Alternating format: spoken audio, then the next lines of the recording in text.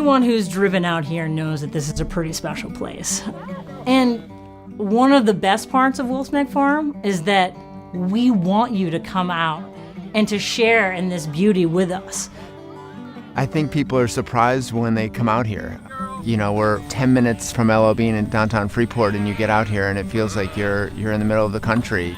To have 4 miles of coastline, a campground along that coastline, and a farm all kind of mixed in, it's incredibly unique. And as far as we're aware, there's nothing like this on the East Coast.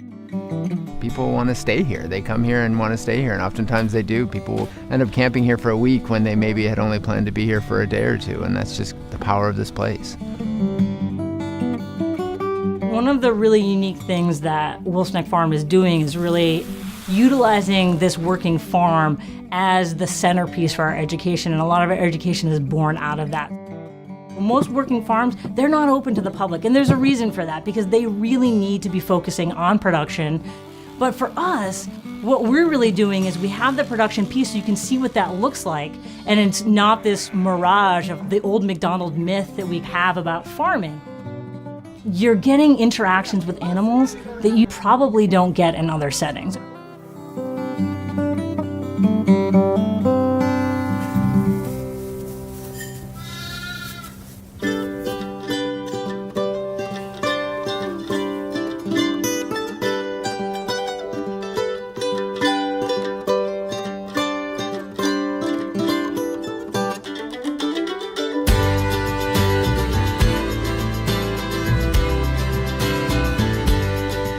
We all eat. That's a shared part of the human experience.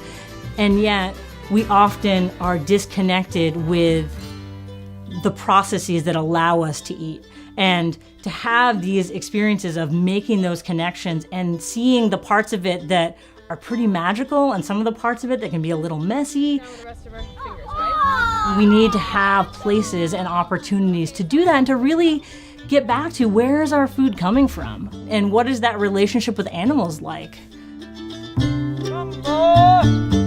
There's no other farms of this size and scale and resource that can offer the same kind of farmer training opportunities that we can. We're charting a new course here for Wolf's Neck Farm, but also for organic agriculture in Maine. There's this growing consciousness around where our food is coming from, and more people are caring about it, and that's why there's never been a more important time for us to be doing this work. We feel like there is a significant opportunity for Maine to produce more of our own food, and if we do that, it's going to be good for our economy, it's going to be good for the environment, and it's going to be good for our health. What's amazing about our future is that the people who have been with us for generations couldn't be more excited about where we're going, because it's exactly what this place was meant to be doing. It's exactly what Mr. and Mrs. Smith had in mind for this place. They set it aside, not just because of the open space, but because of what it could do and how it could be used. And the innovative practices that they took then, and the experimentation and the demonstration that they did then, it's very much going to carry forward, but just in a new and current way. That's what's so meaningful about where we're going, is that it's very connected to our past. We have the potential to be innovators in what does sustainable agriculture look like? What does our food system, what can it look like? If we can all kind of come together around that opportunity to support our local food system, it's going to lift Maine up. I decided to become an educator because I wanted to make a difference. And we have the ability to do that, and we're doing it here. And so not only are we helping to make people aware of the issues, but we're actually participating in solutions.